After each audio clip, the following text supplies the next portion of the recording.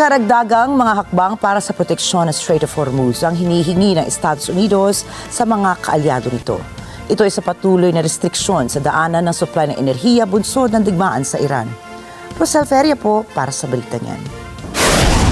Nais ni US President Donald Trump na paigtingin ng ibang bansa ang bahagi ng mga ito sa pagbibigay ng proteksyon sa Strait of Hormuz.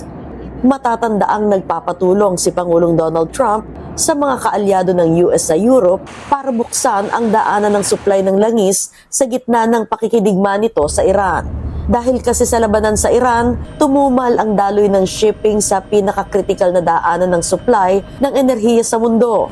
Ayon kay White House Press Secretary Caroline Leavitt, gusto ni Trump na dagdagan ng ibang bansa ang bahagi nito kasabay ng hudyat na may karagdagang opsyon ang US military. The United States military has a lot of capabilities. They still do have tricks up their sleeve. I won't broadcast them for the media, but rest assured there is a plan. 20% ng global oil shipments ay dumadaan sa Strait of Hormuz.